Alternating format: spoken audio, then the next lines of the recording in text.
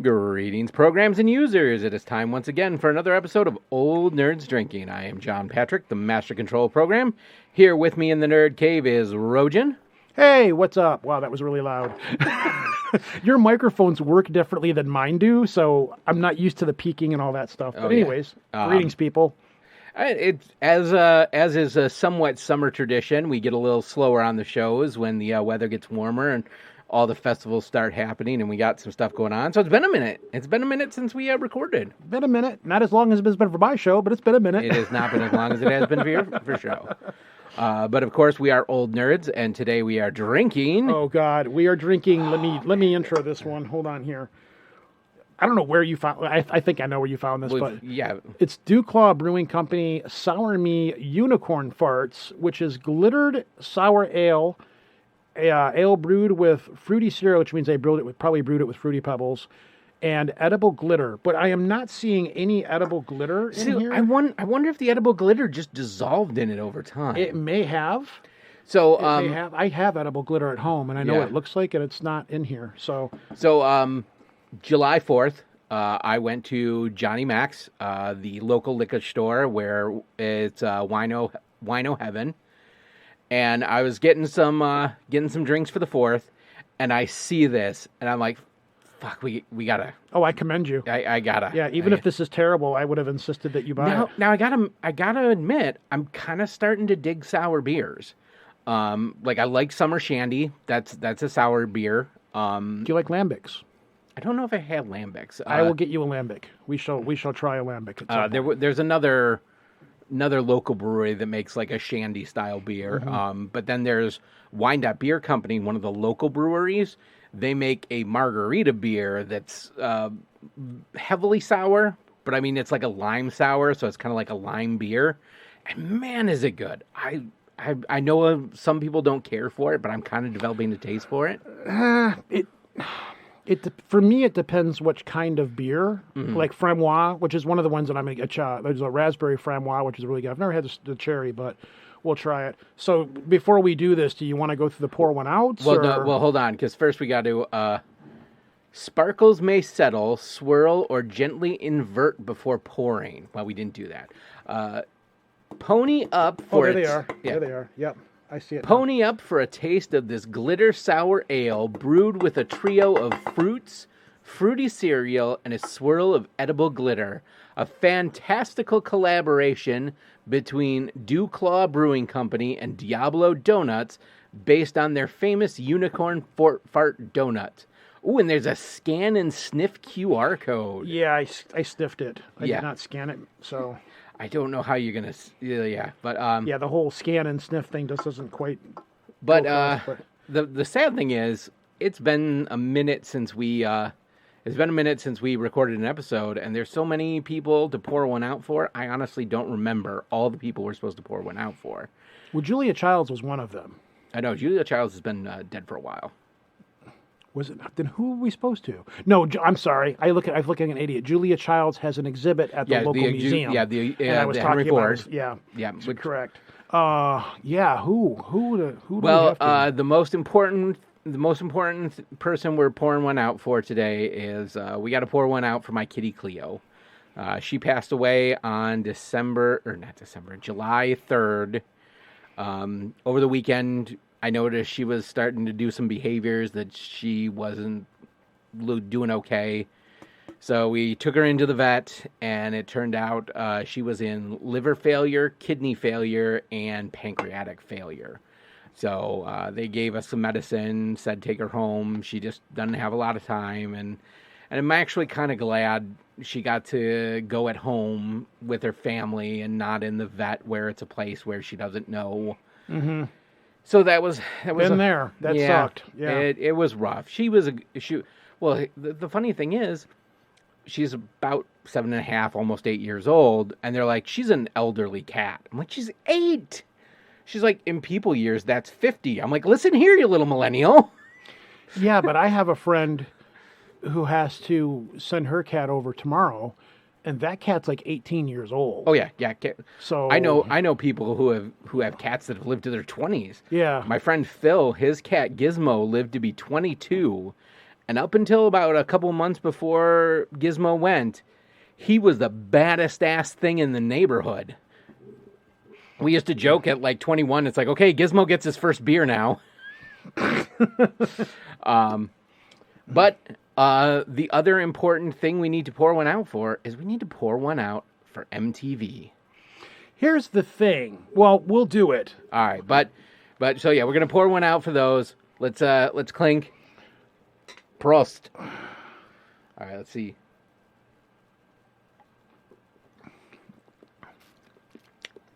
I like it. It's not bad. I like it. It's not too sour. It's just sour enough. This is almost exactly what that margarita beer I was telling you about tastes like. It's just tart enough that you taste like the citrus, but it's not like painfully. It's crisp. I like it. It does. It does taste like a shandy though. It doesn't have like super like this is something I could drink on a really hot day after cutting the grass or something. Oh my god, yeah. I'm actually I might have to pick up more of this. I could sit around the fire and drink this no problem for a bad movie night with no problem. I will say I don't get any taste of donuts. Neither do I. But that didn't surprise me though, because the sourness does hit you at the end, and it kind of makes your face crinkle a little. But sugars and stuff, because I make beer, that's how I make beer. I make moonshine. I make mead. I know all this stuff. Beer sugars don't ferment the same way that other sugars do. Right. So when you hear like flavors like donuts, or when you hear things like caramel apple and things like that, they usually have to add flavors into that after the fermentation, because a lot of those flavors are brought on through the sweetness. That sweetness ferments out. Yeah. So, another elusive beer flavor is the toasted marshmallow flavor. That's exactly, yes. Like, I've had so many different stouts that said, oh, toasted marshmallow.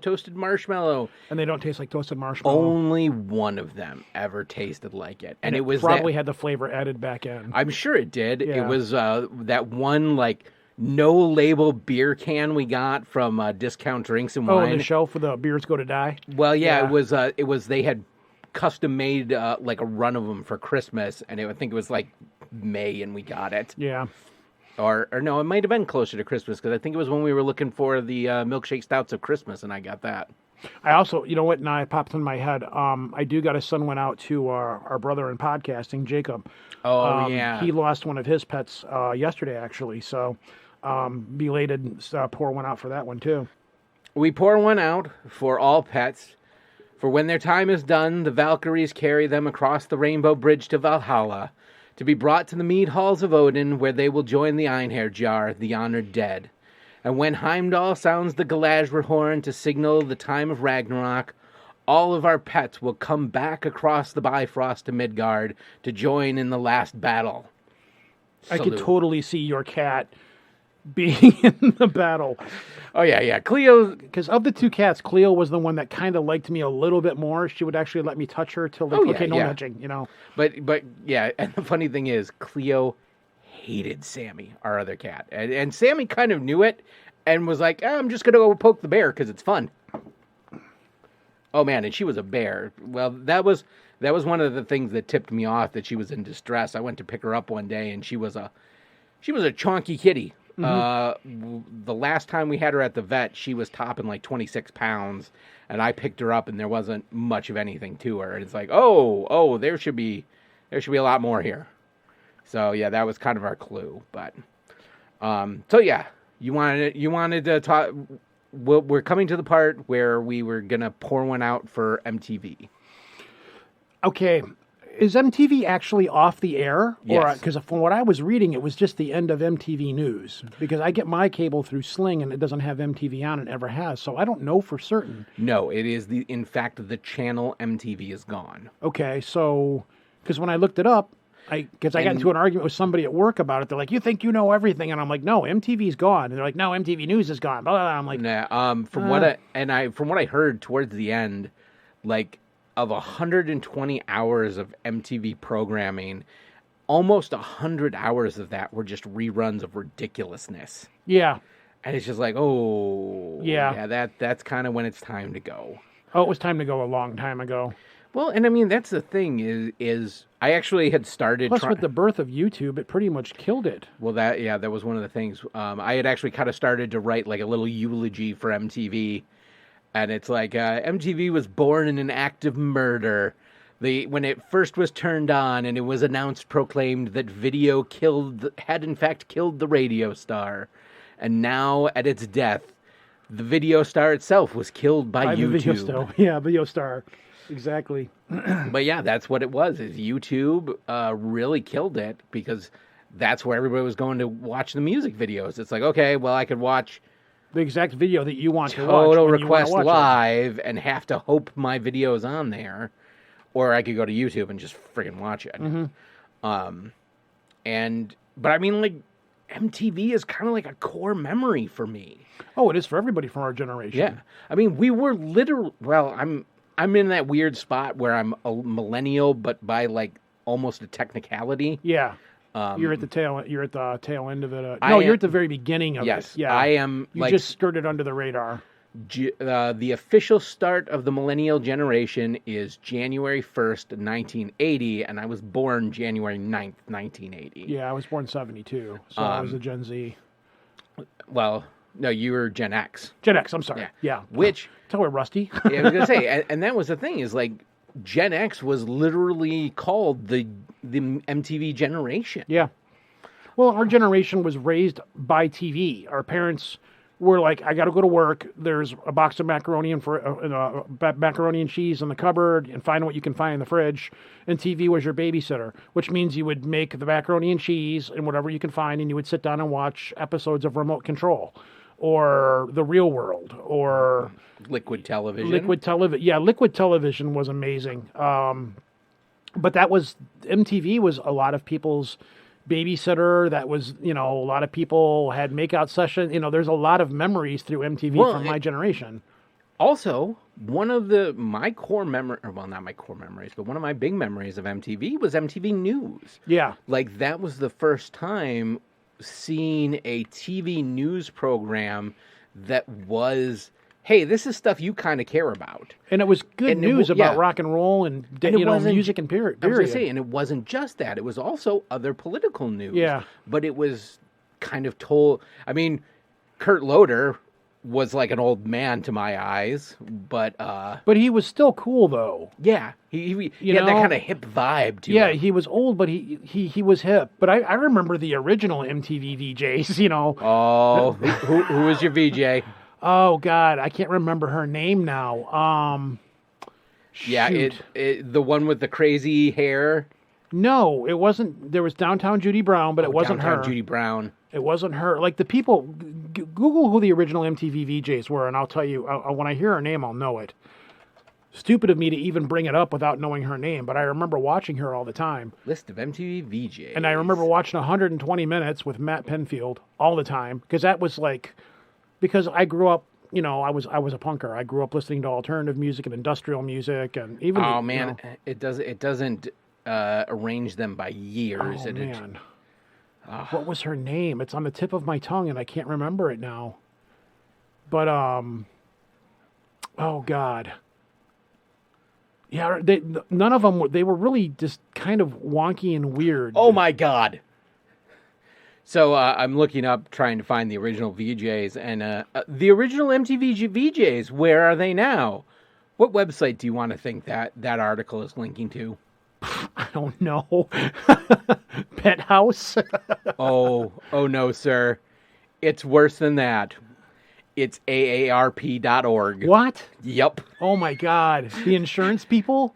Yep. The the American Association of Retired People. Yeah, I got my application for my AARP card when I turned 50 last year. When that came in, I'm like, well, it's official. And now I'm like looking forward to the senior specials at Denny's. Okay, so let's see. The original MTV VJs: Martha Quinn. That's who it was. Martha Quinn. That's Mark the one I'm Goodman, thinking of. Nina Blackwood. I remember her. Alan Hunter. I remember him vaguely. J.J. Jackson. I remember him. Oh my God! I just love the fact that it's AARP. Yeah. Oh man. Yeah. Well, they're up there. Yeah. So that doesn't surprise me. That's funny. But the thing was, is because it had never been done before, like the people, they really nobody really knew what they were doing or whatever. I was like, all right, 3, 2, 1, go, off we go. And, but it was completely unexplored new territory, Yeah, it was, we're doing a thing, and they were kind of making it up as they go along, and slowly but surely it lost its way. When did the Real World start? Because I think that was the beginning of... That was like really the beginning of reality TV too. I don't know, man. I would argue. Then they had after that when they had the one with the Winnebago. That was Road Rules. Yeah. No, 100%. The birth of reality TV goes back to the only true reality TV show, and that's Cops. Well, no, I'm not talking about that kind of a reality TV show. I don't care. I will die on this hill. Okay, I won't fight you for that, but like the Real World, it wasn't scripted, I don't think. Well, at least when it started, it wasn't scripted, but they definitely put people in situations to make things happen. Oh, yeah. They would take a whole bunch of like horny college teenagers or, This is the true story. And throw them all in a house with a whole bunch of alcohol. Oh, yeah. Unlimited alcohol. They were paid, so they didn't really need to have jobs. Yeah. Given super houses and crazy exotic locations. Right. And I was like, okay, let's just stir the Petri dish up and see what happens.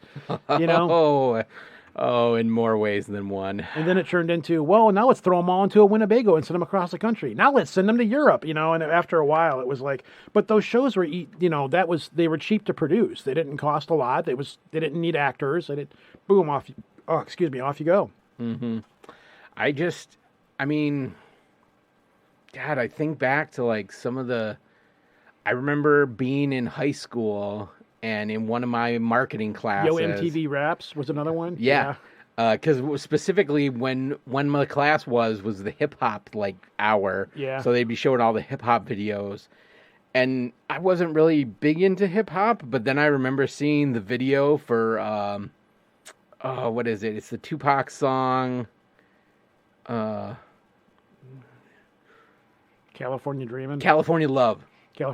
Where they're doing like the Mad Max Thunderdome remake. Yeah. And it's like, okay, yeah, I can get down with this. I remember watching an episode where they had Mark Wahlberg was on with, I think it was Eminem, and they did not like each other at all.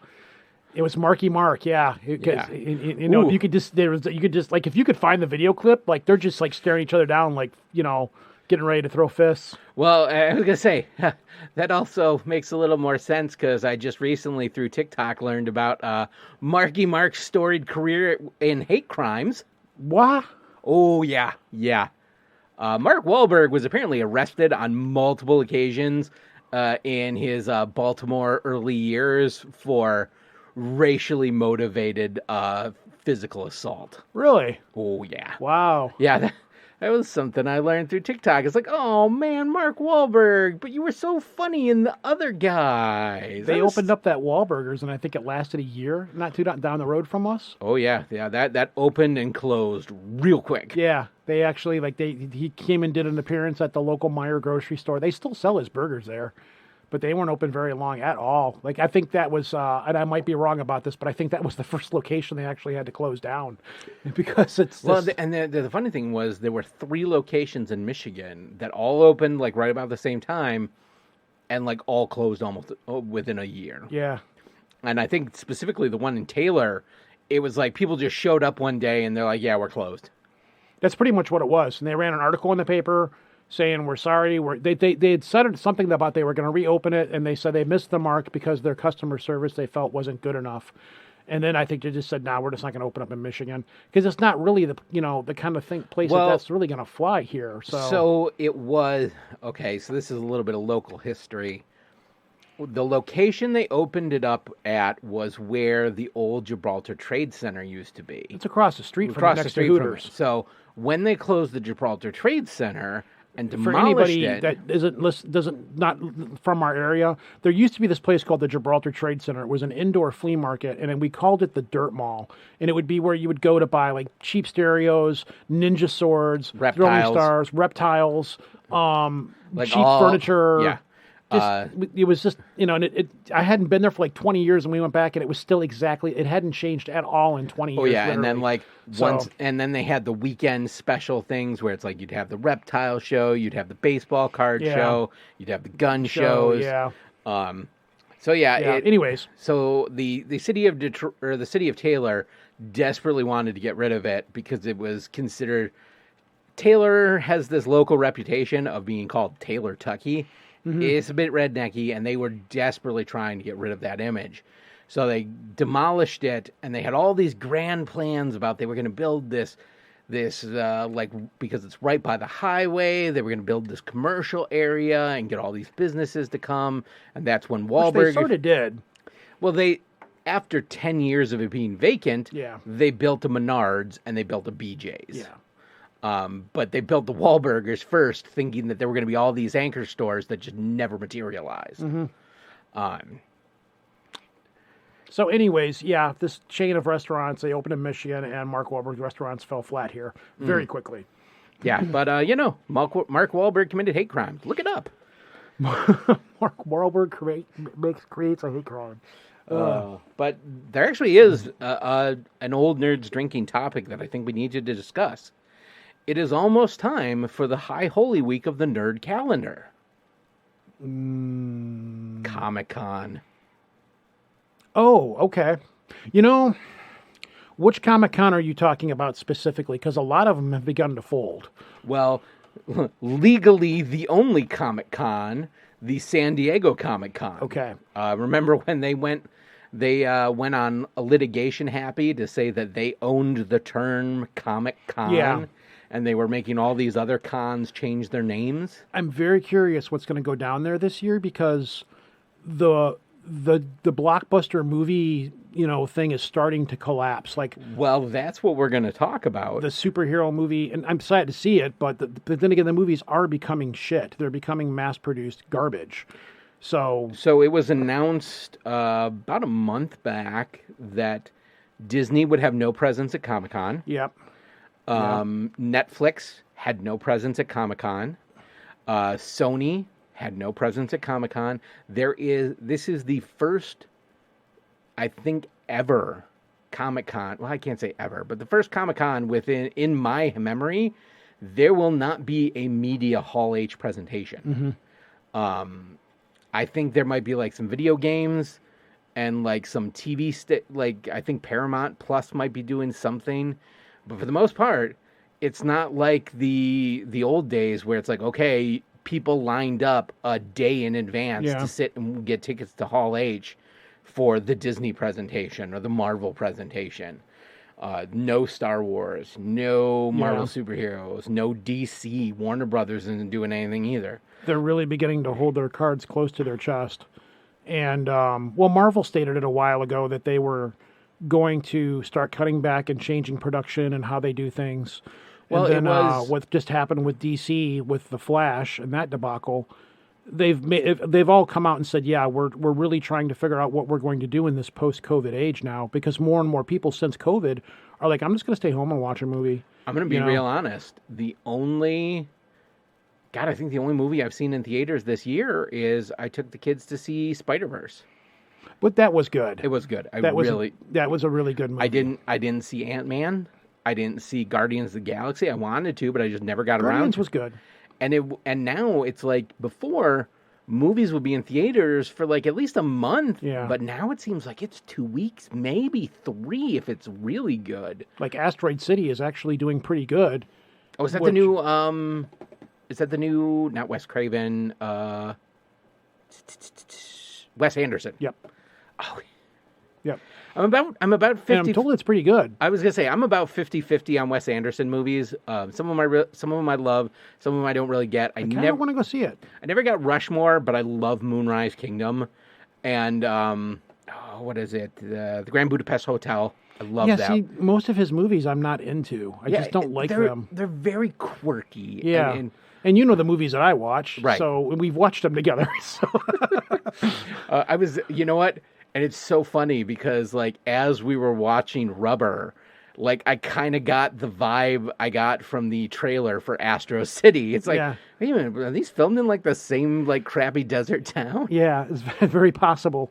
But it's, yeah, the industry's really like, what do we do now? What do we, where do we put? How do we handle this?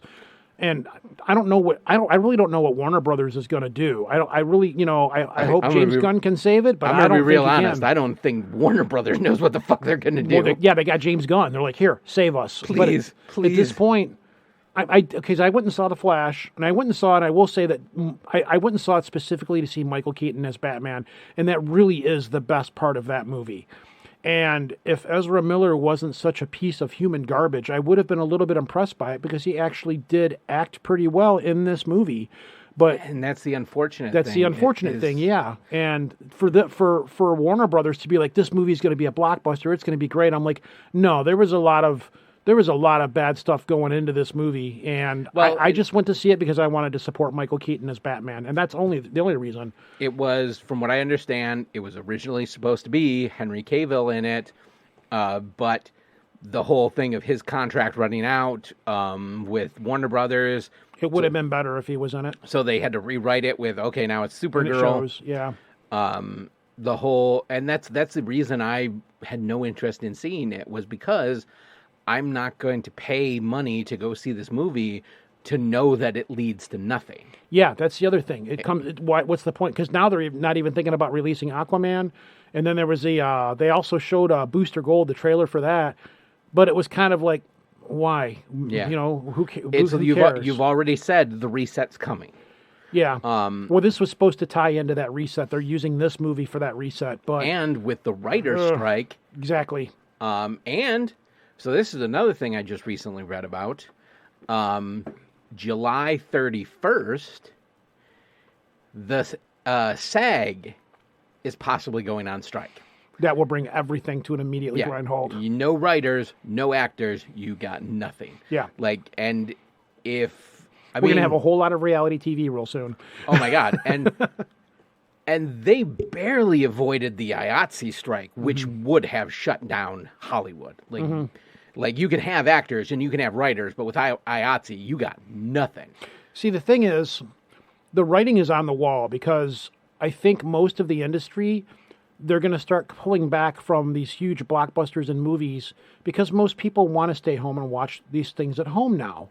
And, if it's done right, it works really well. Which we've seen with the Disney stuff. Disney's 50-50, but by the same token, that's the way, because it's easier to do that. And plus the stories are drawn out more. They're told a little bit, except for Obi-Wan Kenobi.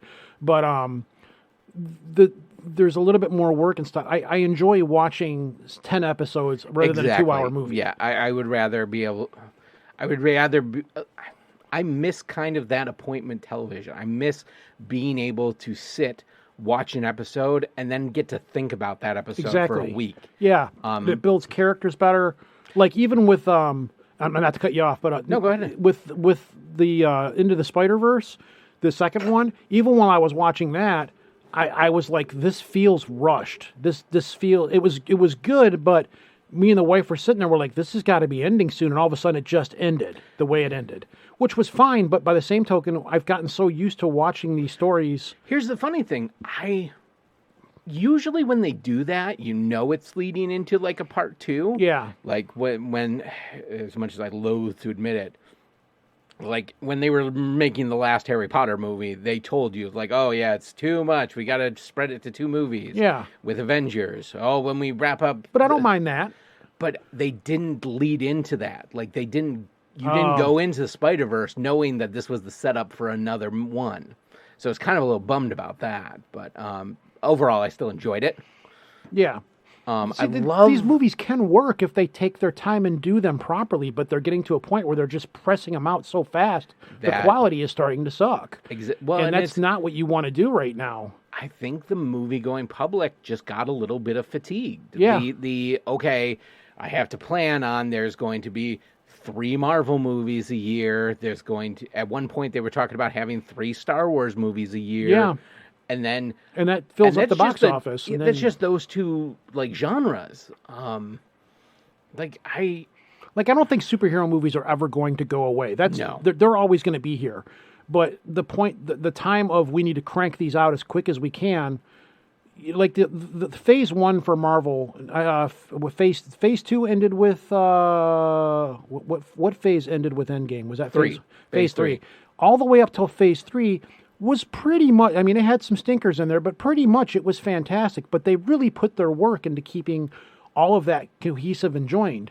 And then when they tried to do it again, it's just not working because the same people aren't behind it. And I think the idea of we need, because for a while Disney had a license to print money there. Oh, yeah. And Warner Brothers' problem is Warner Brothers didn't jump on it soon enough. And Warner Brothers, we've had this conversation before, a bunch of old guys in rooms smoking cigars, See, that was... It doesn't work anymore. Yeah, that's the thing is you have a better educated, smarter audience with this stuff, and you can't just cram this stuff down our throats and expect us to like it. It's not like the old days where you could put Michael Keaton in the old Batman costume and just, throw this shit out there and, people will go see it because it's Batman, whatever. But it doesn't work that way anymore. Yeah, and this is unfortunately not just happening to Comic-Con.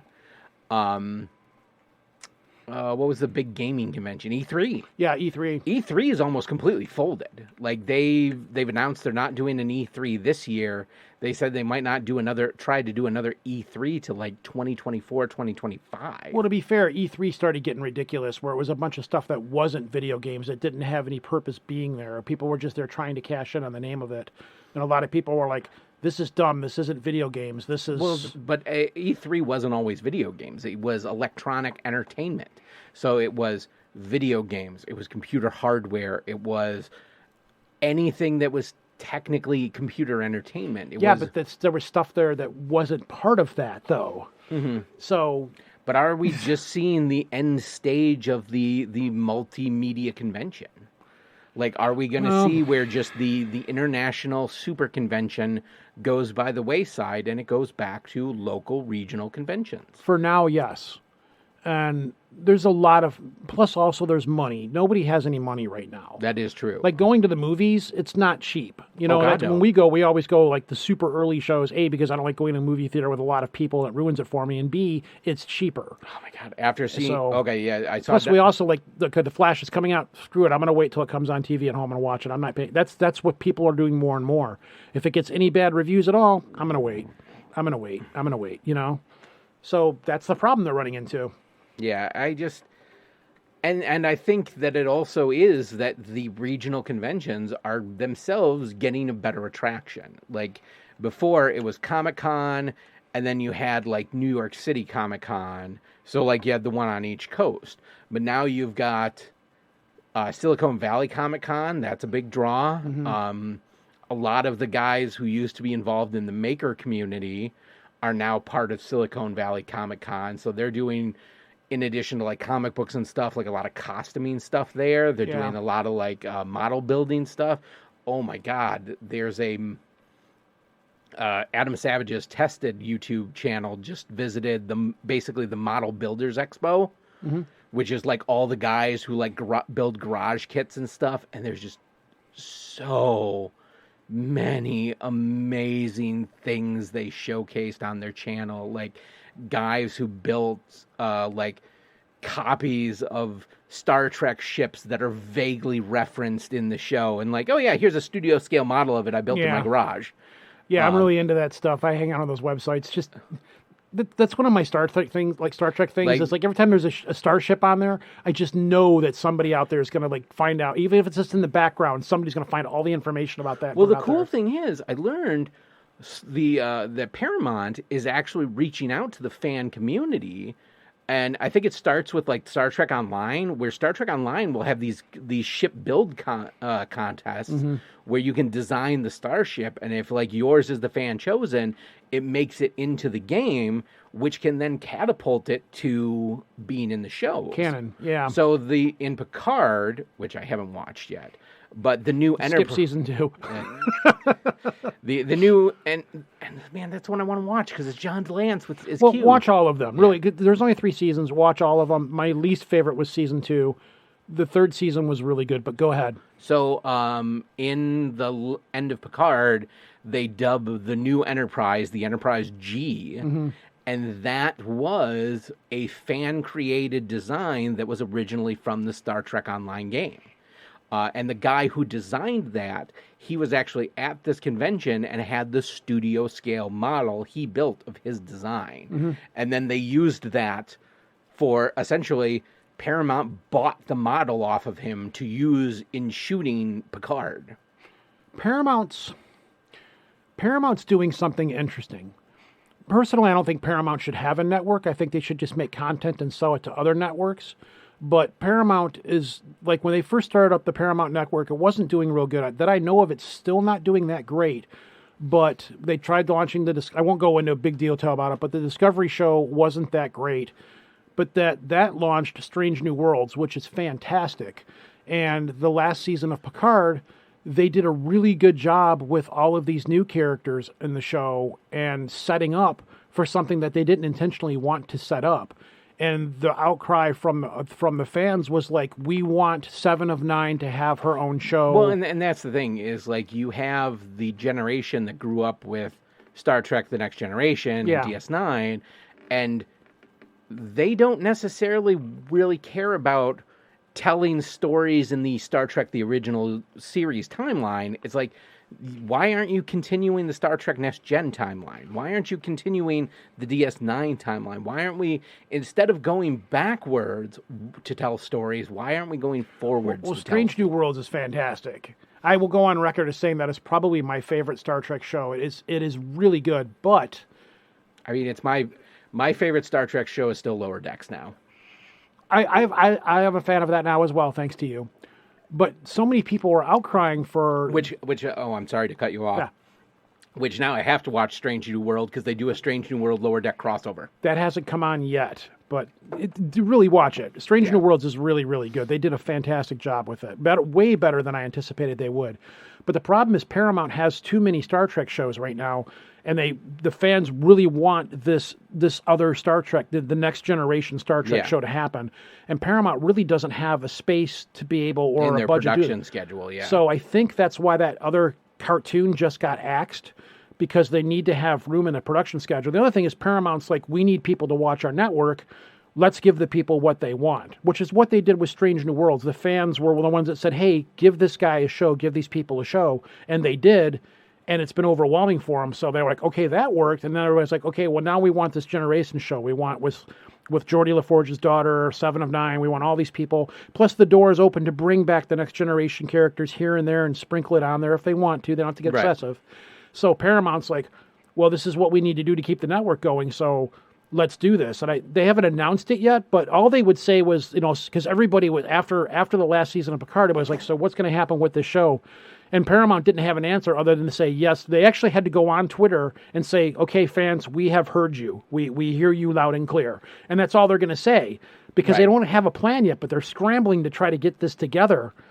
So, and again, it goes back to the thing with the conventions and all that. The whole industry is in this flux right now. Marvel, Disney is in the same flux. Star Wars is in that flux. Warner Brothers, good luck. You know what? I think that's kind of hitting it right on the head. I think they're trying to refigure where they need to go and what they need to do. Post-COVID, the paradigm has changed, and nobody's figured out what the new paradigm is yet. Mm-hmm. Is it going to be lower production value but easier to produce shows? Or is it going to be still high production value movies but less of them? Or is it going... But I think the key to it is going to be the networks can no longer wall themselves off from the fans. Yeah. They are going to have to not just acknowledge the fans, but directly engage with the fans. And that's something that, like, networks have always struggled with. Like, Comic-Con was where the networks and the movie studios went to engage with fans, but it was a once-a-year thing. And now, but with social media and everything now, exactly, it's a different landscape. It is. And the more intertwined we get with social media, the more we want, like, actors posting from the set stuff that's like on Twitter or whatever, or whatever the hell the new one is. Threads or whatever the hell it is. Yeah. Yeah. I have gone on Threads specifically just to make sure that OND, or Old Nerds Drinking at Threads, is secured for us. Other than that, I'm probably never going to touch it. I barely touch the social media I have now outside of Facebook. I mean, I'm a little bit on TikTok, and like I started for like 2 days, like people on TikTok talking about Threads this, Threads that. I'm like, what the fuck is this? I thought Threads was like a subscription clothing company. Well, there was another one. It was Google designers. There was another app out there called Threads. But Threads is a whole different story that we could go, because I'm not going to use Threads, but I love what's happening with it. I love that whole. This is where I sit back and eat popcorn and watch what's going on in the social media world. Oh my god! Like. But back to the other thing. The whole thing of like Elon Musk and Mark Zuckerberg having a steel cage match, man. Unless they're using Thunderdome rules and it's 2 men enter, 1 man leaves, I don't fucking care. I don't care what rules they're fighting under. As long as they are out there fighting, I will watch. I don't care if it's boxing. I don't care what it is. I want to watch these two fight. Yeah. But going back to the other thing though, I think the industry knows what's going on, and also this is because of the writer's strike. That's one of the reasons why the writers went on strike, because of the shows being aired on Netflix and so forth. So the contracts work different. Yes, it goes back to what we were talking about. Essentially, why IATSE almost went on strike was because when streaming first became a thing, they negotiated a 2-tier contract. It's like, okay, if you want us to do work for television shows and movies, it is at this pay scale. Mm-hmm. If you want us to do work on streaming shows, because they're kind of a smaller industry, we will accept a lower contract rate.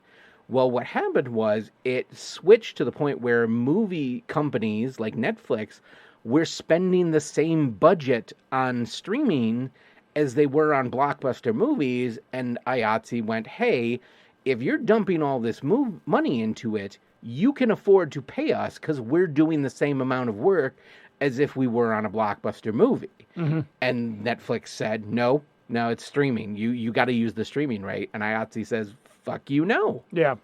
And that's exactly what's happening with the writer's strike, is the writers are being paid on this streaming rate, and these shows are getting canceled so fast that they don't have an opportunity to, get a full-time contract with a show, because it's like, hey, pitch us this show, okay? We'll make an episode of it, and then we'll pay you for that one episode.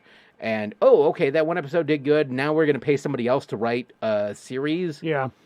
And then the series, like Bebop, it didn't even make it through the whole season, and they were like, well, we're canceling it. Swamp Thing, another great example. That didn't make it through the whole season. It got canceled. All of these shows, for whatever reason, and as, what's the guy that me and you like to watch? Adam Conover. Yeah. He brought up a point. He was like, okay, so next time you go to watch your favorite show and you like it and it gets canceled after one season, and they won't reveal why, because they're how they monitor their well, it's what we've been trying to figure out for years, is like, what is the metric that streaming services use to determine whether or not a show is of like a success, and they won't do it. They don't want to release like the mythical stats. And it's like, why don't you? Why wouldn't you want to give the audiences the knowledge of like, here's what we can do to, if we like this show, make it succeed? Yeah, and their attitude is just watch it. It's like, okay, because like I quit watching. I loved Bebop. I loved the live action. It wasn't the cartoon, but I didn't care. I knew what I was getting into, and I loved it. And they announced that it was over with. They weren't renewing it, and I'm like, well, I'm not going to finish watching it. That's exactly what happened to me. I got like a few episodes in. They announced it wasn't getting renewed, and it's like, well, then I don't care. Yeah. So I think that's the lens. Everybody knows the direction it's going. So. The other thing that I am just fucking done with is this idea of the scarcity of digital media. Like this idea that, hey, we as a studio are going to write this thing off as a loss, and thus, even though we own it, even though we paid for it, even though you want to watch it, we are going to pull it from our subscription service, and you can never watch it again. Disney's been really good about that. I'll note that with Disney Plus. Well, in fact, Disney did the opposite. They're like, hey, you want to pay for our streaming service? Here's fucking everything. Yeah, and they continuously add more to it all the time. Like, you want to watch The Wonderful World of Disney from like the 1980s? Here you go. Here's Pollyanna. Here's like fucking The Cat from Outer Space. Have at. Go nuts. Yeah. They did it right, and that was everybody. I was expecting everybody else to do the same thing, But But like, it seems yeah. like every time I go on HBO Max, it's like, while yes, I am excited they finally put Mythbusters on, and I've been watching the shit out of that. And then they added How It's Made, which is one of my favorite shows of all time. They took off all but the most recent season of Last Week Tonight with John Oliver. They took off Westworld. Wow. Yeah, Really? Westworld is gone. Why? It is not on the streaming service anymore. Because reasons. They haven't said why. But it's like, this was one of the flagship shows of HBO Max. That's and like taking off Game of Thrones. And that's conceivably at some point, we might lose Game of Thrones. But it's like, it's costing you nothing. You own this property. Less server space, but... Yeah. Like, why are you taking it off? And it's like, that is going to cost you to lose viewers and subscriptions. I wonder if they're trying to do what Disney used to do with The Vault. Oh my God, the Disney Vault. The Disney Vault. Yeah, I wonder if that's what they're trying to do with it, which if it is, it's dumb. Like, that's more of a reason. Like, when DC tried to do their whole thing in the beginning, they were like, yeah, you're going to be able to watch all the DC shows and movies, and we're going to have comic books online. The problem was they didn't have enough content.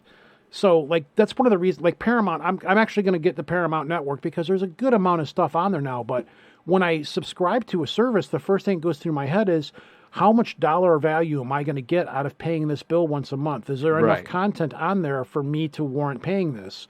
Oh my God, do you remember when Stargate tried to run their own just Stargate streaming service? Why? Yeah, it's like... apparently there's a 21 Jump Street network that's nothing but 21 Jump Street. Okay, so no, that is under the umbrella of Shout Factory. Mm-hmm. So Shout Factory will buy license to like all these old TV shows, and then they'll run a streaming channel that just runs that TV show on a 24-hour break.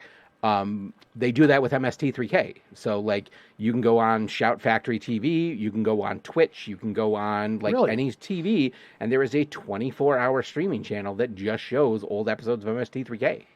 And I'm just finding out about this now. I've mentioned it like 5 times. I know, but I never listen to what you tell me.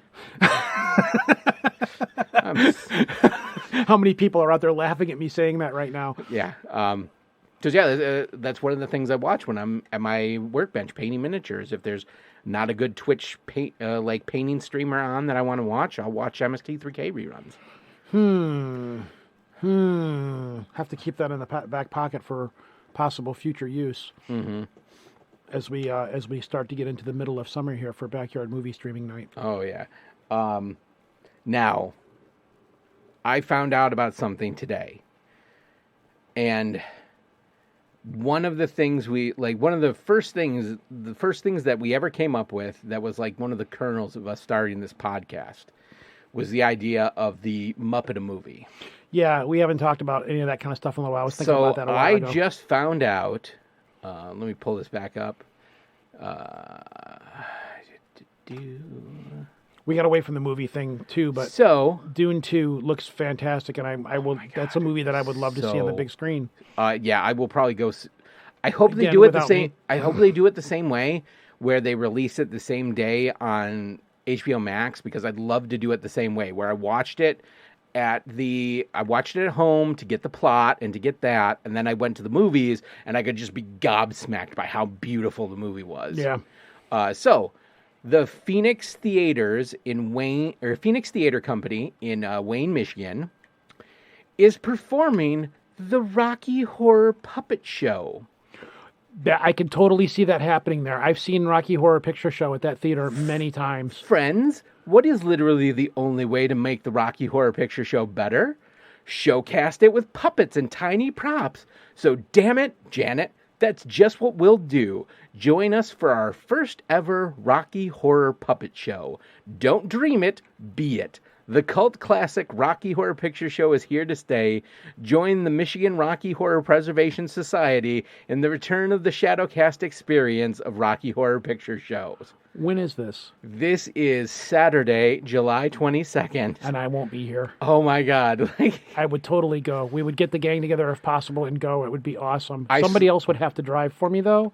Oh, yeah. I know. I would have to be. And the best part is, so like, the splash image for their Facebook page is the scene where Dr. Scott comes through the wall with the wheelchairs, but it's Statler and Waldorf in the wheelchairs. Man, I'm not going to be here for it, I don't think. So I figure we should dust it off. Let's Muppet the Rocky Horror Picture Show. Oh, man, on such short notice. Okay, I'll give it a shot. Brad and Janet, where do you want to start? I am going to go out on a limb. And, you know, the typecast is always going to be, it's going to be Kermit and Miss Piggy. For Brad and Janet.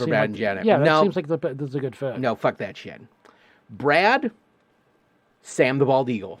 No. 100%. He is the uptight. Like, the first half of the movie. Like, just Brad Majors has to be Sam the Bald Eagle. I don't think so. Yep, Sam the Bald Eagle. Sam, oh man, I don't know where I'd put Sam. Or the doctor. Sam would be the doctor in the wheelchair, in my opinion. No. Like, the doctor in the wheelchair has to be Statler and Waldorf. Yeah, but that's two characters. But it doesn't matter. They did the same thing with the Muppet Christmas Carol. Jacob Marley was one character, but for the Muppet version, it's Statler and Waldorf. I mean, I could see like the band being like Riff Raff and Magenta and... No, I'm saying Kermit and Miss Piggy as Riff Raff and Magenta. Oh, I don't know. Because especially like how catty Magenta gets sometimes, like you just I think that is more Miss Piggy than having Miss Piggy as Janet. Then who plays Meatloaf? So here I believe like either you got to have Meatloaf be Dr. Teeth, or you got to have Meatloaf. Okay, that's a good pick. Yeah.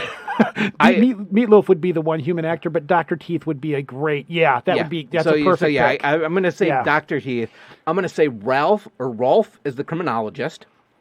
Because Rolf is the one competent Muppet. He's the one Muppet who's good at the one thing he wants to be good at, and that's good enough for him. So I think Rolf is the criminologist. I would say let's now, the controversial pick is, who are we going to have for Dr. Frankenfurter? Because I honestly believe Frankenfurter's got to be the human. Gonzo. No. I think I would see Gonzo maybe as Rocky even. But I think Frankenfurter's got to be the human. Either that or Janet's got to be the human.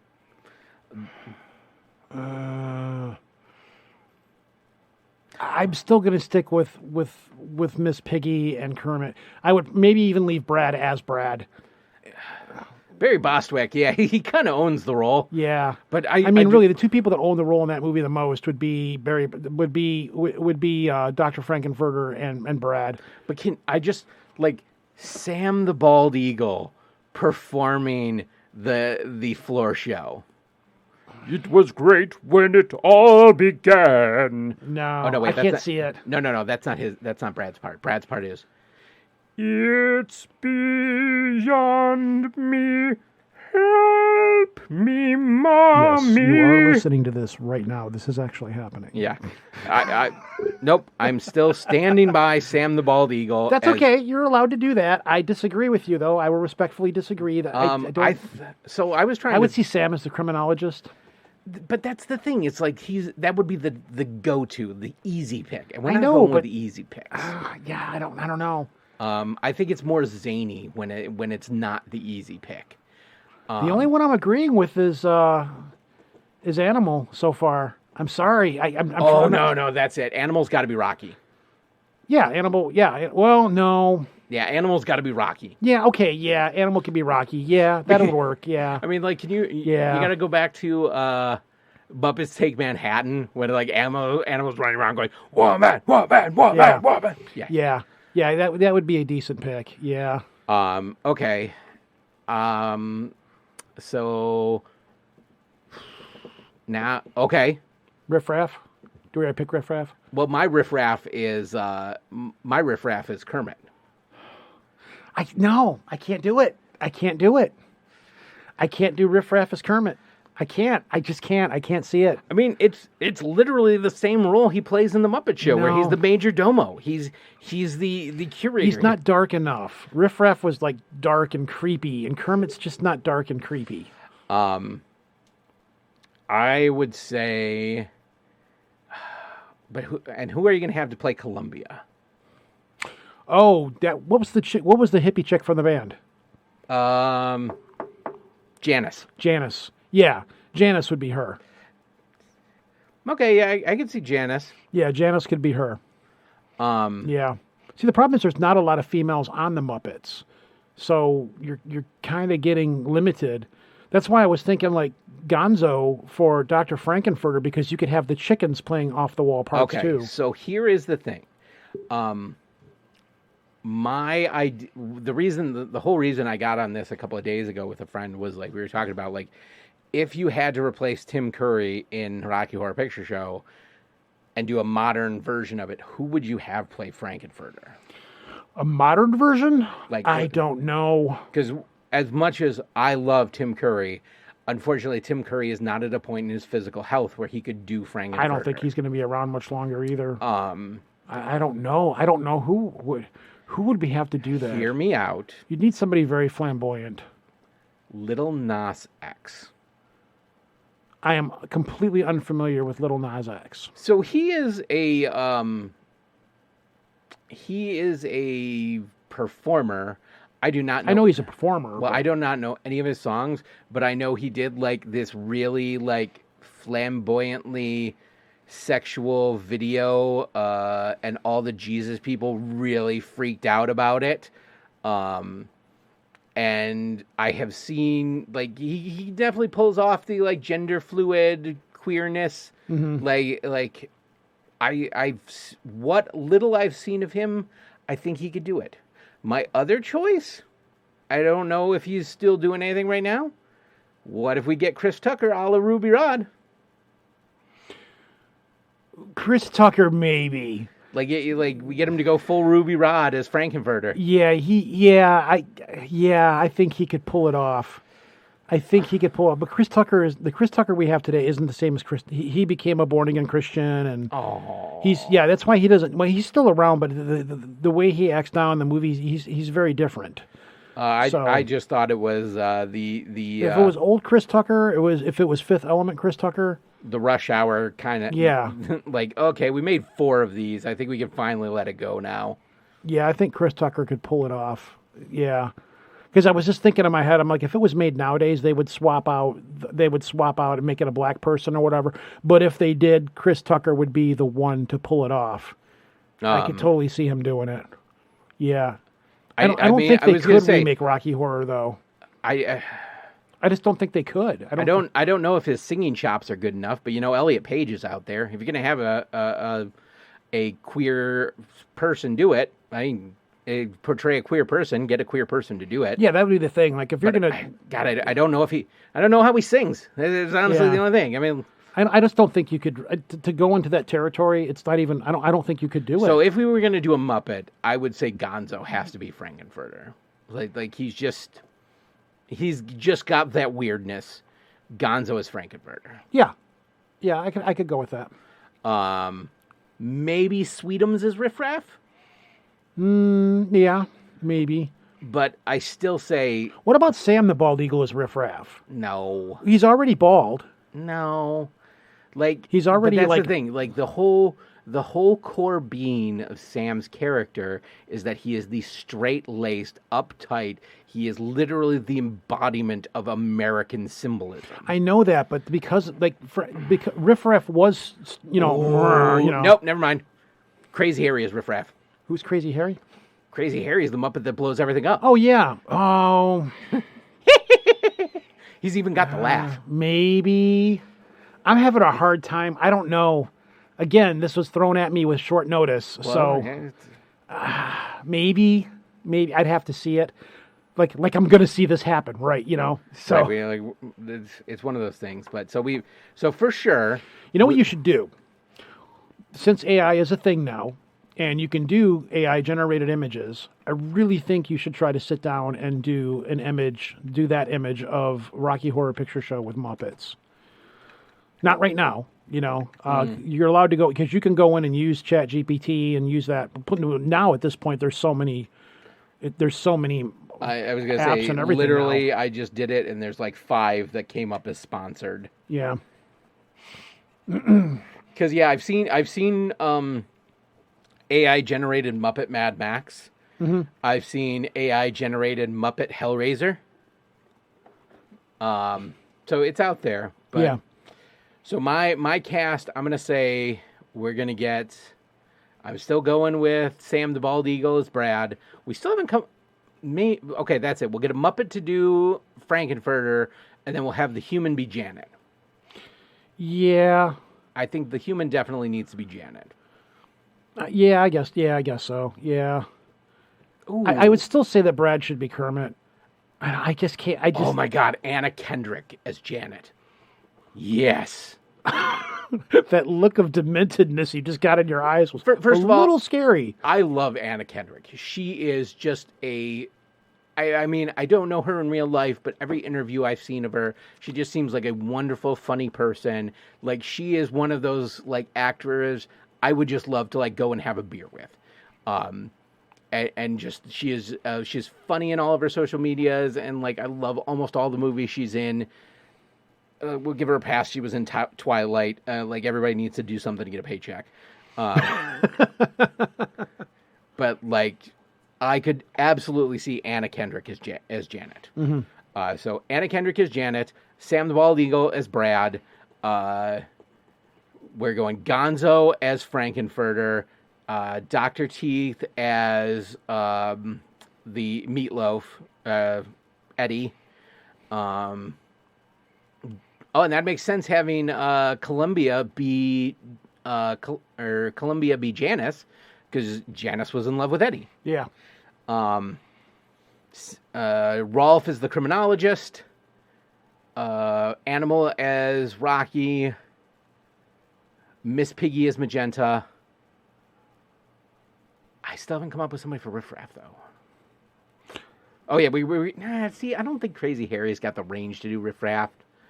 There is no range to Crazy. Blow it up! Ooh, you know what?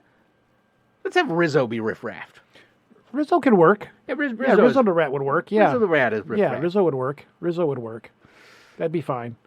So there you go. There's my cast. There's your cast. I don't agree with all of them, but you know, oh man, it was. I still want Animal as Rocky though. No, well, yeah, that was my cast. It was Animal as Rocky. Yeah. Okay. I thought you said Dr. Teeth for whatever reason. No, Dr. Teeth is Eddie, and then Statler and Waldorf as Dr. Scott. No, I want Animal as Rocky. I want Animal as Rocky because Rocky doesn't. He's like woman, you know. That's the only lines Rocky has are sung. When he sings the Sword of Damocles and when he sings the Floor Show. Yeah. Those are the only time he talks. And Animal's not going to be able to sing.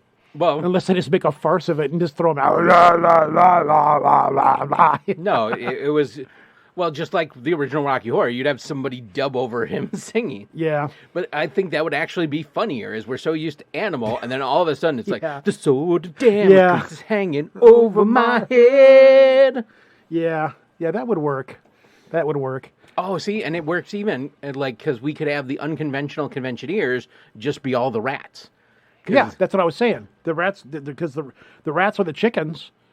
Either one of them. Oh, rats and chickens. There we go. Yeah, we could do either or. That'd be fun. Oh, no, wait. Nope. I take it back.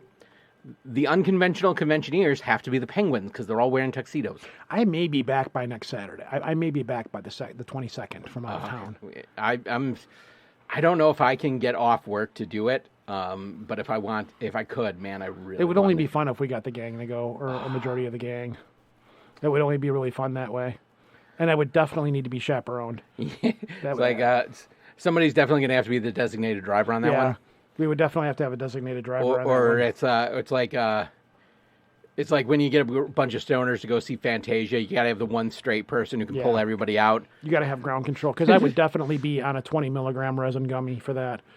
For absolute certainty. Absolutely. Absolute certainty. Yeah. But yeah, we should probably wrap it up. Okay, we'll save 10th edition talk for another time. Yeah, because that's gonna be a whole topic unto of itself. Because I downloaded all those games off the Steam sale. Because now that I've got a computer that can play this stuff, I've stepped my foot back into the Warhammer 40K world. Oh man, I gotta figure out how we can go head to head on BattleTech. I gotta play it more. I literally didn't make it through the first mission, and I haven't gone back and touched it since. I fell into Valheim. And Dude, I will let you know right now. If you're playing the campaign, skew your mechs towards being heat neutral. Mm-hmm. Like, have less guns, but be heat neutral and have more armor, because you will be incredibly more survivable. Because that first turn where you have to like not shoot because you're cooling, you're just gonna get wrecked. Yeah, like just be dishing out damage. It's been years since I've played. So I think energy weapons generate more heat than ballistic ones. They do. Yeah, but it's just like there are certain mechs that are made to alpha strike. It's like oh, I got a shit ton of weapons, and like the King Crab comes with 2 AC-20s, 2 large lasers, an LRM-10, and I think like a couple of medium lasers. There's no way you can fire all that stuff at once, but it's designed to, okay, you're firing the LRM-15s at long range, and then when something gets closer, well, it's like, no, I got a designated mech I'm using for the missiles, so just fuck off those LRM-15s, and then the only thing I put on a King Crab are 2 AC-20s, 2 medium lasers, a shit ton of ammo, and armor. I'll get to it eventually. And it's just so good. It's the problem is I downloaded like 7 games. So, I'm just kind of I'll play one till I get bored with it, and I'll jump to the next one, then I'll jump to the next one. I'll get to it eventually. So. Yeah, I have thus far managed to avoid buying more games on the Steam sale, because as what happens is like I'll be like, oh man, this game looks great. Oh man, this game looks great. And now I have a Steam library with like 300 games in it. Same boat. And I play 5 of them. Yep, same boat. It's like, oh yeah, I've got 300 games, but I also have 1,000 hours into Fallout 4. Mm-hmm. I have probably close to 1,000 hours into BattleTech. See, I've barely touched it. Once I fell into Valheim, I just kept playing that. So, anyways, yeah, let's wrap it up and get this done. So, all right, well, yeah, plus my legs are dying here, and I'm just about out of beer. So, you did say you recorded your first episode of Archivist in a while? Yeah, we recorded last week. I'm not sure how soon the show is going to be out, and it was my friend Stephanie Quick, who's been on a few other shows, well, many shows at this point, and AP Strange, who is kind of a librarian of the strange, and we finally stuck our toe into the strange Elvis world, and we went far weird into the Elvis world. Elvis UFO cults, Elvis as an alien hybrid. It was all in good fun, though, just talking about all these weird people that have covered Elvis in different ways and different belief systems and religions that have been built up around Elvis. There's an urban fantasy book series I started reading by an author by the name of R.S. Belcher. And the first book was The Brotherhood of the Wheel. And in that book series, Elvis is in it as a demon. He sold his soul at the crossroads, and now he's like a half demon. He like found a way out of his contract. That was one of the things we brought up in the show, was you have Elvis as the person, Elvis as the entertainer, and then how the directions that people took Elvis after he died. You've got Bubba Hotep. There's a Netflix series where it's like he's a secret agent. Yeah, all these different things, and then like that, there's all these different things that people have taken. Like Elvis has become something greater and gone into different directions. That was one of the things I was telling you, like when me and you were talking about having an AI write us some kind of a short story script. Well, and we were thinking about doing it. Now, each of us would bring a couple of characters to the table, and one of them was going to be Elvis. There's actually a word for it, and I cannot remember where it is, where it's a person becomes essentially a god because they are granted in the public consciousness. They're elevated, like as a demigod above, because people think about them and people tell stories about them, and they become a folk, essentially. I don't even know what. That's what I brought up in the show about how I compared it to Neil Gaiman's American Gods. And it's basically that idea. Is and that how there's like 20 different kinds of Jesus in there, because everybody believes in Jesus in their own way. Well, Elvis would be the same way. You would have this realm of different Elvises. So, okay. Elvi. What would be a herd of Elvis called? I'm A not herd sure. of Elvis? Yeah. Elvi? There's a TikTok channel, or there's a TikTok creator I follow. It's Latinos Against Spooky Shit. And he's a Latino fellow, and he talks about, like, people will send him these videos of, like, strange, like, things out in the woods, and he's like, nah, man. He's like, if you saw it, no, you didn't. There's an African-American guy that I follow. And the same way. But he's like, what you're going to do is you're going to go get yourself a chancla, you're going to dip it in Vicks Vapor Rub, you're going to get your ethnically correct Jesus candle. Yeah. Yep. So, yeah, that's coming. I'm not real sure. I'm just now getting the new computer fired up, and I'm running it through its paces. And that show was a big test to say, okay, how is this thing going to work with recording, and how is it going to handle the recording program? And so far, it's doing great. It's a fantastic computer.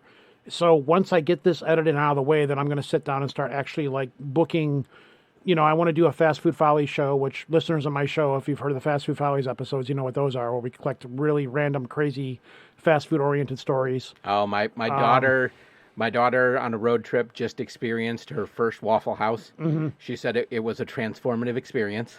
How old is she? She'll be 14 in 3 weeks. And she's already grasping the concept of transformative experience. Apparently. I mean, you know, the kids got the TikToks nowadays. They're learning all kinds of fun stuff. She showed me a video today. She's like, hey, Dad, do you know about this? And it's some guy on TikTok talking about Simu Heha. And I'm like, not only do I know about this, I know enough to know he's mispronouncing his name and not attributing things to him correctly. I have books. Fantastic. So, yeah, that's what's been going on there. And, you know, I'm going to get those gears turning again here pretty soon. I'm working on it. So it'll, you know, it's strange sitting down. It's weird because I haven't touched an editing program or anything in 10 months or something like that. And it's muscle memory. Like, I sit down and I'm like, okay, do this, click that, click this, move this here, split this that way. You know, it's the same thing with you. You know, if you haven't touched it for a while, it's amazing how it still implants into your head. It's because God, it's been about a month since I put out an episode. So month. You're like, oh, my sweet summer child. So, you know. But it was great having you back on. It was great getting back to recording. Again, during the summer, we might get a little hit or miss on episodes. There's just so much going on, man. Yeah. There's and you know, our listeners are on vacation. They know. It's just so crazy. You've got shows and plus you want to go out and do stuff, and you know, winter it's different. You're stuck indoors. You can't go to the beach. You can't go to the park. You can't. You can't go to that orgy that's happening in the woods somewhere. You know, it's you know, it's just how it is. Wear bug spray, but anyways. So we didn't even get to talk about the dumbasses who went down to the Titanic and increased the Titanic's death count like 111 years after its sinking. Yeah, we'll get there. We'll get there. All right, but anyways, I am John Patrick, the Master Control Program, and I am Rojan. And end of line. Oh! As a last aside, last week was the anniversary of Tron. Yes, it was. Yes. So a couple of days ago, as of this recording, 2 days ago. Hold on, Tron. 40th anniversary. It was the 40th? Yeah, I believe it was the 40th anniversary. 1982, so it would have been the 41st anniversary. I'd totally be down for loading that up for Bad Movie Night in the Backyard. If you want to come by some night, when it's just me and you, we could watch it. So right before we sign off, last week was the 41st anniversary of Tron. You posted something about it. I sat down that night and watched it. And you know what? It's still a damn good movie. You know, when I was a kid and saw that movie, the special effects and stuff just blew me away because it wasn't like any movie that had been made before. And you want to know what the crazy thing is? Like now as an adult, they blow me away more because you realize what they were doing with the technology they had at the time. Yeah. And like how they had to do stuff. And it's just like, man, this is even more incredible. Yeah, they had to create that's why it's the same reason why I like Rush and Pink Floyd and all those bands, because when they were doing that stuff in the studio, they didn't have the technology. They had to create the technology to make that kind of music. Same thing with this movie. It was like, we want to do this. And say what you will about Disney. Disney is really good at pushing boundaries and pushing, you know, and creating new technology to do these kinds of things. Yeah. They've always been a company that way. Like with The Mandalorian and that wraparound screen and stuff, they still do it today, but they're always a company that pushes boundaries to do these crazy things. And Like at the time, it was like, yeah, they're probably using a blacklight or whatever, but there was so much more to the computer-generated graphics were way ahead of their time. Yeah, So- and it's just the costuming. Yeah. Like the fact that most of it was filmed on green screens and matte paintings. Exactly. Yeah. And the idea of like, we're going to make a movie that takes place inside of a computer world. Oh, and not to mention hand animating most of the like effects onto thing. Like, yeah. So in honor of that, as we close every show. End of line. Over? Did you say over? Nothing is over until we decide it is. Was it over when the Germans bombed Pearl Harbor? Hell no! Sherman? Forget it, he's rolling. And it ain't over now. So, what's the plan?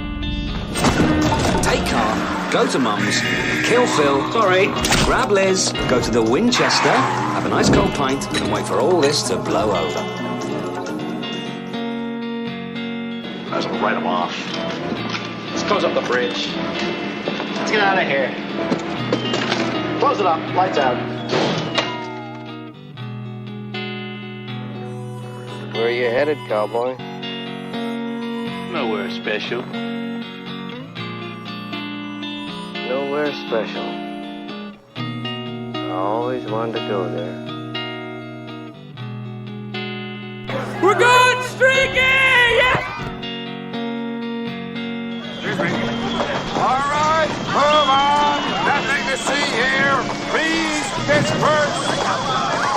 Nothing to see here, please.